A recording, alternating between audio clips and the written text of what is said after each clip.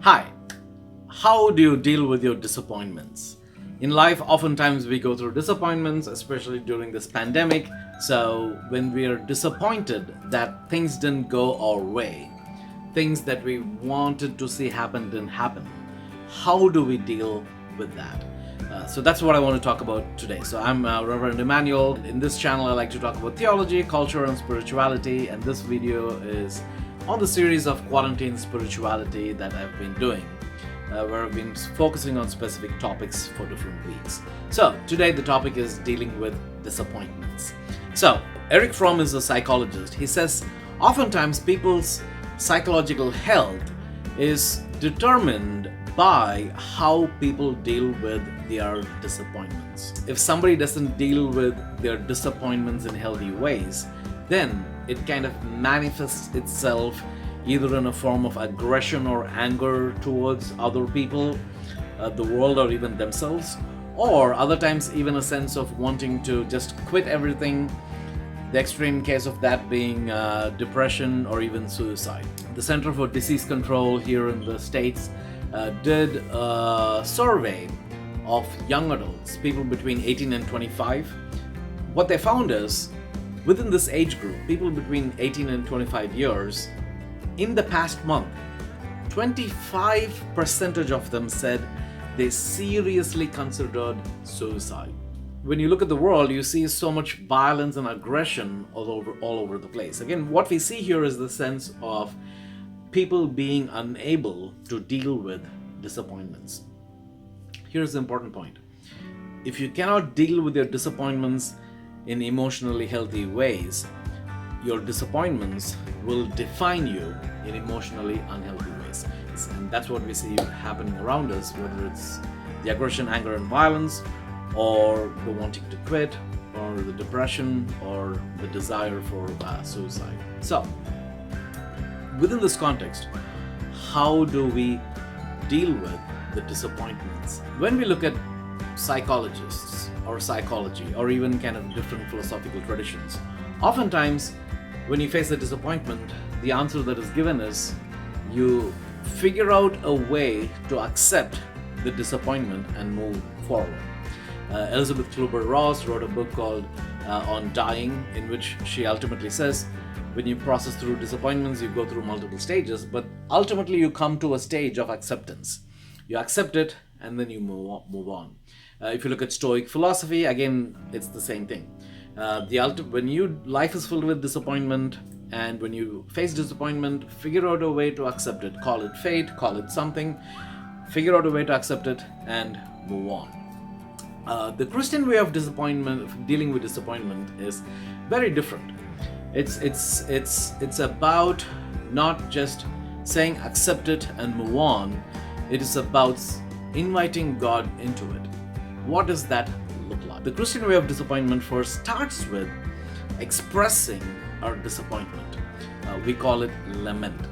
When you look at the book of Psalms that David wrote, majority of the Psalms are what we call Psalms of lament, where David laments the loss. David laments the disappointment. He expresses that disappointment to God. In Psalm 77, he says, God, you've forsaken me. God, where are you? Your everlasting love has gone. In Psalm 13, he talks about the sense in which he keeps praying but doesn't get any answers. Again, in Psalm 22, which Jesus quotes in the cross, he again starts with saying, why God have you forsaken me, right? So all of these are David expressing his disappointments to God. When we face disappointments, the first thing that God wants from us is not to suppress our disappointment, but to express our disappointment in prayer. That's a very important point.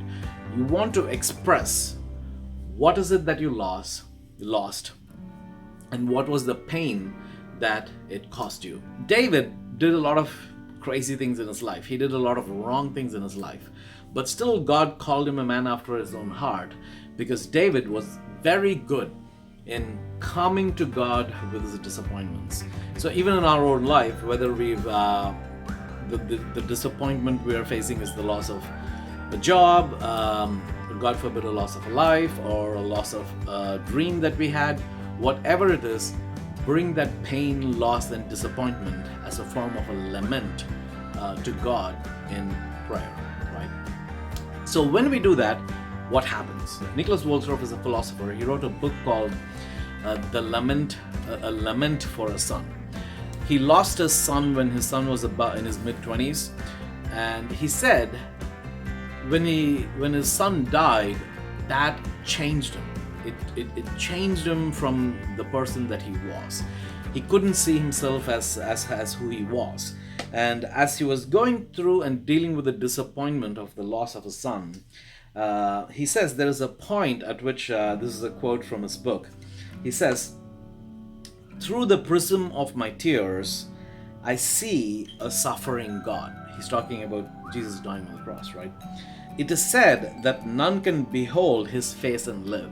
He's again quoting back to the Old Testament time when people often would not be able to face God and live. "I always thought this meant no one can see the splendor and live."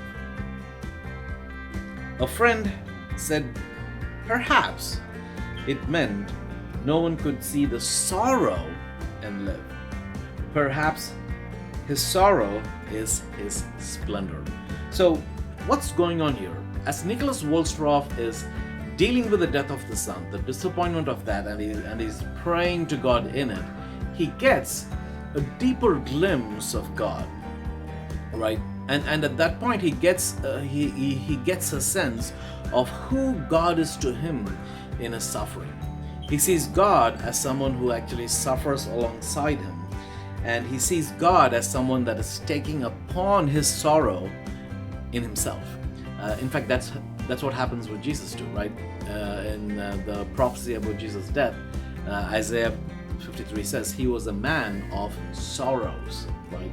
So in the process of expressing his disappointment to God in prayer, what we get is a deeper sense of who God is to us in the midst of this disappointment.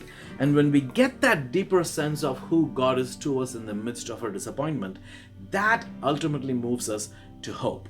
In fact, that's what Paul talks about in Romans 8, where he talks about the sense of suffering that we go through. And he says, who shall separate us from the love of God? He says, shall trouble, hardship, persecution, famine, danger, or sword? Nothing can separate us from the love of God. Not height, not depth. So what we find here is that when you're able to express your disappointment to God in prayer, you get a deeper glimpse of who God is. That God is not just saying, oh, you go and suffer and do your own thing. God in Jesus is saying, hey, when you suffer, I have suffer alongside you. And in that sense, you get a sense of God's presence, God's comforting presence, showing solidarity with your suffering. And that means we are moved, like Paul, to a place of hope that says, nothing can separate me from the love of God, right? So what you see here is not just a form of acceptance of disappointment, as it happens with different theories of psychology or with philosophy, as we saw with Stoic philosophy. For example, Epictetus is a Stoic philosopher who said, when you hold a child for the very first time, you have to whisper in the child's ear, you will die. Because he says to have hope is to face disappointment. Because if you have hope and your hope gets dashed, you get disappointed, right? So the better thing, says Epictetus, as per Stoic philosophy, is to just not have hope at all. In fact, there are some elements of that within kind of Buddhist philosophy as well. The Christian idea is completely different. The Christian idea is not just about accepting disappointment, saying it's fate, but rather it's using our disappointments and not suppressing our disappointments, but expressing our disappointments to God in prayer, so that we get a deeper glimpse of who God is to us, that ultimately moves us to a place of hope, of experiencing God's love for us in deeper ways. So, disappointments that we don't deal with in healthy ways will define us in unhealthy ways. The healthy way to deal with disappointment is to not suppress it, but to express it in prayer in the form of a lament, just the way David does. And when we do that, we get to a place of getting a deeper glimpse of who God is to us within our own disappointments. And when we get that sense, we ultimately move to a place of hope. In spite of the disappointment of experiencing God's love in deeper ways, as Paul talked about in Romans 8. So, don't suppress your disappointment, express your disappointments to God in prayer, and that will eventually move you to a place of hope. Again, that's all I have for today about this topic. If you have any questions on this, feel free to express that in the comments below. If there's any other topic you want me to talk about, let me know. And please feel free to like, subscribe, and click the bell button to get a notification so that every time I post a video, you get that. Anyways, until I see you in another video, bye for now.